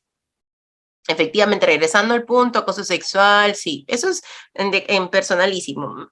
El director, claro, acoso sexual, sí, eso es más como, sí, sí es cierto, puede comentarse. No como decisión colegiada del directorio, pero sí como director, ¿no? Fraude tributario, hay personas jurídicas públicas y privadas, sí, hay empresas públicas, hay empresas privadas, hay empresas públicas de derecho privado, ¿no? También. Y acá viene otra pregunta. Se denuncia por colusión al gerente general de una empresa privada, ya que un vendedor de la misma acordó una comisión a los representantes de logística de una institución estatal. El gerente general no sabía de dicho acuerdo y firmó el contrato de servicio sin conocer dicho acuerdo. ¿Cómo evita la responsabilidad? Determinando que no conocía. Entiendo que este ejemplo que dice, que señala Raúl Mejía, lo que establece básicamente es que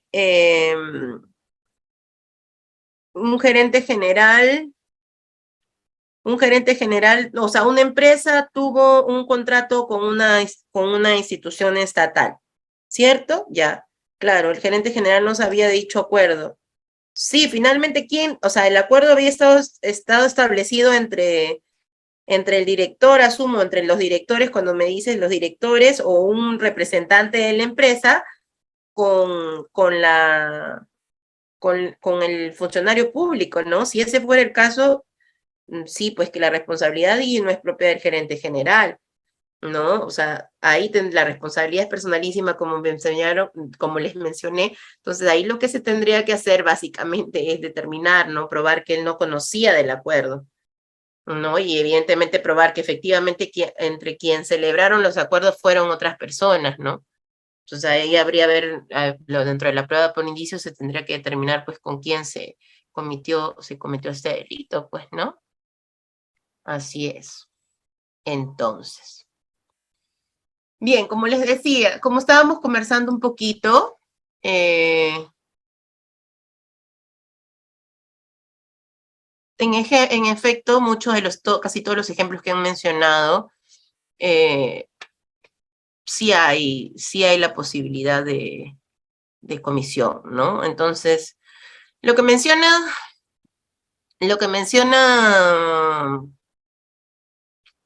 Vladimir, me parece, cuando dice que las sociedades no delinquen, asumo que se basa en el principio de societas delinquere non potest, ¿no?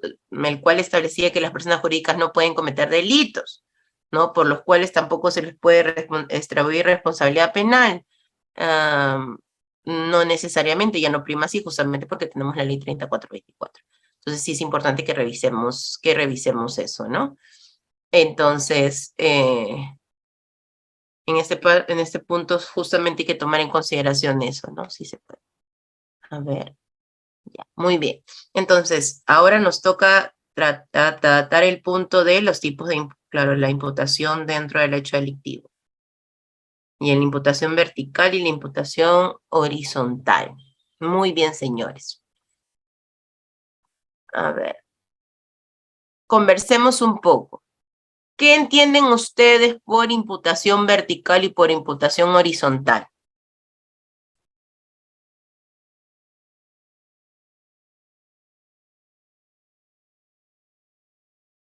¿Mm?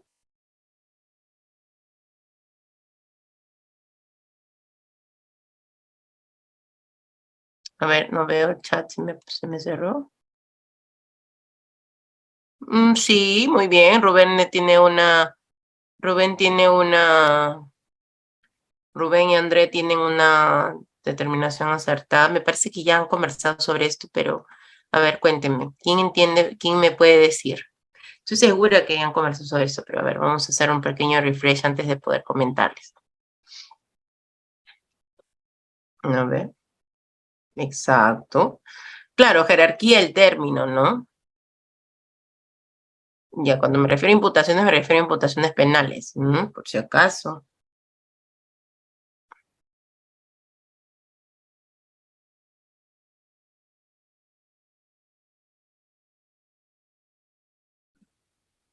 No puedo ver el chat. ¿Qué pasó? A ver.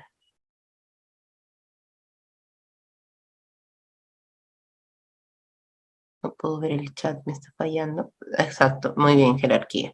Y ya lo pude ver.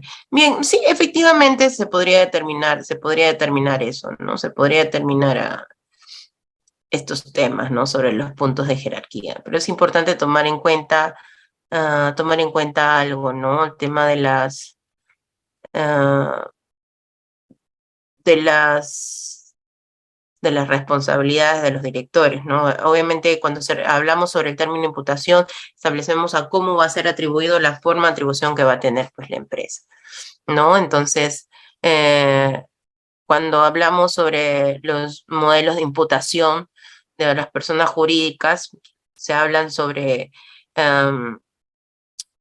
tomando en consideración ejemplos, justamente cuando nos referimos a vertical, ¿no? Cuestiones de, efectivamente, pues jerarquía, y cuando nos referimos a relaciones horizontales o imputaciones horizontales, vemos las relaciones que son regidas por los principios de similitudes, de colaboraciones, ¿no? Básicamente. Entonces, es una situación que aquí en Perú no está muy determinada, me parece eso es más, creería yo, o sea, sí se trabaja, ¿no? Lo que pasa es que la teoría de la imputación dentro del país es bastante, es bastante aún por trabajar, ¿no? Sobre todo en las determinaciones de los órganos colegiados, ¿no? Entonces es importante tener en consideración cuando se trata justamente, a ver, si yo hablo, yo determino imputaciones por imputaciones verticales, quiero decir que, o sea, yo tengo algún tipo de responsabilidad por algún hecho, por algún acto que un superior mío me estaba determinando hacer, ¿no? Entonces, perdone, esa sería la primera interrogante. Y de la misma manera es, si yo tengo pues algún tipo de responsabilidad en el margen del tema de colaboraciones, en el tema de imputación horizontal,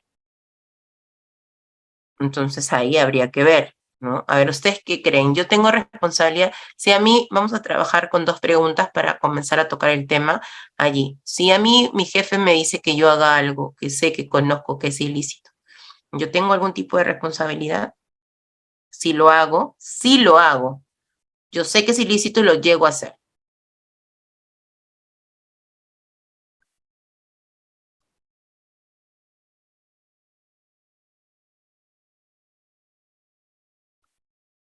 A ver, no sé por qué no puedo ver el chat, se me cerró.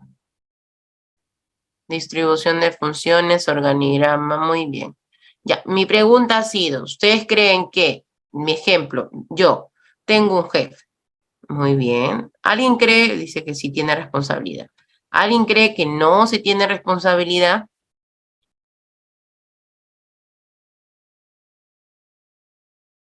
Doctora, tenemos al doctor Walter, que está activo su audio. Doctor Walter, adelante, Sí, por muy favor. bien. Doctora, buenas noches, ¿me escucha? Buenas noches, claro que sí, Walter. Cordial abrazo, doctora de la Ciudad Imperial del Cusco. Bueno, pienso que sí lo tiene, pero ante ese acto ilícito hay un grado de responsabilidad subordinada, ¿es así? Entonces, ¿qué pasa? Del momento que el señor, a sabiendas de que lo que estaba disponiendo es ilícito, la otra corre dos responsabilidades, de negarse o que corra la supeditación a que sea desplazada por desacato a la orden que está impartiendo, porque en sí de ya no es subordinada, pero también de que se antele a un hecho de denunciarlo ante la gerencia, ante la escala que pueda haber, porque en toda empresa siempre hay una oficina de asuntos sociales que podría trasladar ese problema como una queja, porque de momento que hay sublimemente una coacción, porque está habiendo una coacción así en la parte intermedia, entonces sí hay responsabilidad. Si ella no lo hace, no, porque ella va a acatar a sabiendas que hay dolo, ¿no? Entonces podría ser una secuencia de culpa, pero sí hay responsabilidad. En mi punto de vista, doctora. Sí, claro, comparto totalmente lo que dices, Walter. De hecho, estaba muy explicado de una manera muy dinámica. Es cierto, siempre va a haber tipo de responsabilidad, básicamente porque porque lo que dice, y eso también se establece en capacitaciones que se hacen a los trabajadores, ¿no? En el marco de, por ejemplo, de las implementaciones de programas de cumplimiento, de programas de prevención. ¿Qué se les dice a los trabajadores? Se les dice que ellos tienen la obligación de realizar todas las funciones lícitas que sus superiores les establezcan y que tienen toda la posibilidad y obligación de negarse a realizar, porque teniendo conocimiento que esto es una actividad lícita, no solamente por un tema de omisión, sino porque básicamente se convertirían o en un cómplice por participación o finalmente incluso también, ¿no? El funcionario o el superior en un instigador y finalmente pues en un autor, ¿no? Entonces Doctora, justamente ahí se tiene en consideración ese punto, ¿no? Así que, como tú lo mencionas, indistintamente que lo pueda realizar y luego lo pueda reportar, y allí desde un punto de vista administrativo, desde un punto de vista penal o de sancionatorio, hay algún tipo de responsabilidad o exoneración por algún beneficio premial que se le pueda entregar, también es cierto, pero es así como se maneja. Y cuando se refiere, muy bien, así que señalado de manera correcta. Y a ver, ¿y qué mencionamos cuando hablamos sobre las responsabilidades, o la imputación horizontal? ¿Qué entienden ustedes por horizontal? Ya Walter nos ilustró bien sobre el tema del tema vertical, ¿no? A ver, algunos de ustedes que tengan una idea. Estoy seguro que todos tienen una idea porque estos temas ya son, si bien es cierto, no se tratan como tal, ¿no? Sí se toman en consideración. Cuando Diápolis me mandó los puntos, también me puse a pensar un poquito en cómo podíamos abordarlo. Si bien es cierto, la respuesta resulta ser clara, hay que tomar en cuenta cuáles, ¿no? Eh, qué cosa tenemos cómo se maneja, ¿no? Sí, horizontal, que son del mismo rango, en la misma línea laboral, efectivamente, ¿no? ¿Qué pasa? Nosotros o todas las personas tenemos un deber de vigilancia, como les había dicho, además de los órganos colegiados, ¿no? Efectivamente tenemos un deber de vigilancia. Tenemos un deber de vigilancia que se puede tomar en consideración, ¿no? En base, es el deber de vigilancia dentro de la empresa, es efectivamente, ¿no? Eh, el deber de vigilancia intraempresarial o intraorganizacional a nivel horizontal se refiere que partiendo del mismo grado de conocimiento, ¿no? No, no tendría por qué haberse recurrido al principio de desconfianza, a menos que existan indicios concretos, ¿no? Entonces, dicho de otra manera, ¿no? Si hay una actividad ilegal dentro de una persona de la misma participación, a menos, o sea, por principio de confianza deberíamos verificar que actúa tal cual de la misma manera que nosotros. Y en caso no lo haya, desde ese punto de vista, sí, ¿no? Podríamos tomar en cuenta cuál podría ser en todos los casos su determinación, ¿no? El doctor Silva nos indica, hay puntos que se han trabajado sobre esto, ¿no? Pero justamente allí nos hacen mención sobre, en cuanto se refiere pues a la responsabilidad horizontal y justamente, ¿no? Las responsabilidades que se pueden compartir con personas cometidas dentro del mismo. Aterrizando un poco de repente en lo que se refieren dentro de los directores en la imputación horizontal, o sea, aquí nos podríamos remitir de repente, ¿no? A lo que se refiere a finalmente es las responsabilidades entre directores. Yo tengo una responsabilidad por una dirección o por una decisión que ha tomado otro director, básicamente no, a menos que yo avale la decisión.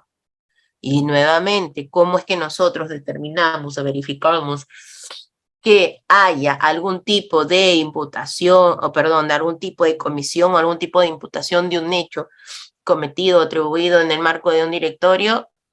La única manera es señalando de manera expresa mi oposición, no votando a favor de una dirección o de un hecho que efectivamente me va a verificar, ¿no? Entonces hay que tomar en cuenta que también puede ser, por ejemplo, que no solo las decisiones pueden parecer lícitas, ¿no? Y que si pueden parecer lícitas y que luego justamente directores pudieron haber utilizado su nombre o pudieron haber utilizado esta decisión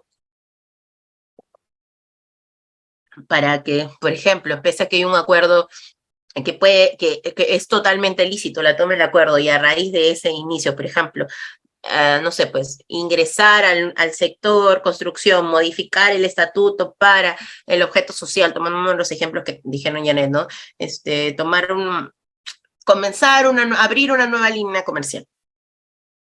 Yo de repente digo eso, yo como director, esa es una decisión válida, sí, es una decisión válida y legal, sí, que luego nuestra decisión sea tomada para ejecutar actos ilícitos como por ejemplo el gerente o los gerentes específicos tienen ya contactos para que efectivamente puedan desarrollar esta actividad dentro de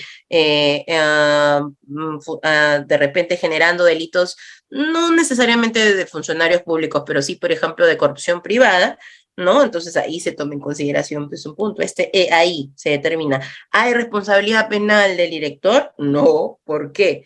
Ni del directorio, ¿no? Porque finalmente ellos tomaron pues una decisión lícita en ese momento, ¿no? De repente si alguno de ellos llevó a que los demás tomaran una decisión lícita para poder cometer este delito, se le podrá sancionar a él, pero habría que determinar efectivamente por qué, ¿no? Entonces, pero no en como colegiado propiamente, no. Entonces, pero básicamente se toma en cuenta eso, ¿no? Entonces, ¿qué tanta responsabilidad se tiene por ese punto, ¿no? Entonces hay que tomar en consideración eso. Y bueno, lo que se refiere también en las relaciones horizontales también prima el tema del principio de confianza, hay que tomar en cuenta eso, ¿no? Hay que tomar en cuenta el tema de cómo nos manejamos, ¿no? Cómo nos manejamos dentro de una organización. Hay que tomar en cuenta que una organización o que una empresa finalmente es una estructura organizada. O sea, ¿qué cosa quiere decir? Que tiene un organigrama, ¿no? O sea, o que tiene una distribución específica de funciones, que si bien es cierto, todas están a cargo de ejecución, a cargo del gerente general, por el deber de delegación o por la facultad de delegaciones que tiene, arma una estructura debajo de él, pero a su vez trae consigo un deber de vigilancia que es de verificar que todas sus estructuras puedan tomar en consideración puntos específicos, ¿no? Entonces, puntos específicos, cuando me refiero a puntos específicos, es que desde la base hasta el punto donde está el gerente y bueno, sobre lo cual está en el directorio, efectivamente se ejecute de manera correcta esta labor. No acaba la función del gerente general con la delegación propiamente, sino también con la verificación de que su delegación esté llevándose a cabo de manera correcta. Entonces, en ese caso, evidentemente, se generan pues como una pirámide y establecen puntos de verticalidad en cuanto a toma de decisiones, pero de regreso, ¿no? Una línea vertical hacia la inversa para la contrarrestación de las acciones que se están cometiendo pues de manera correcta, ¿no? Pero donde se están realizando de manera regular, ¿no? Entonces es importante tener en cuenta ello. Ahora, dentro de las imputaciones que se van a tomar en cuenta, el tiempo nos va a quedar bastante chico, ¿no? Pero sí es importante que nosotros conversemos justamente sobre las imputaciones que se pueden dar dentro de una estructura delictiva. Dentro de una estructura delictiva o también las imputaciones que se le hacen a los órganos societarios o a las personas que pertenecen a una empresa, ¿no? Tomando en cuenta eso. Se toman en cuenta relaciones de verticalidad y relaciones de horizontalidad, ¿no? Dentro de la imputación horizontal son bastantes, cada vez mencionan cómo se debe tomar medidas, existen bastantes medidas de prevención que se pueden tomar para evitar temas de responsabilidad de imputaciones desde un punto de vista horizontal. Nuevamente regreso al tema de la implementación de un programa de prevención porque realmente es importante tomar en cuenta esto. Dentro de un programa de prevención se establece básicamente controles. Dentro de los controles se establecen controles que evitan el incremento del riesgo, pero a su vez también se establecen controles justamente para los deberes de verificación.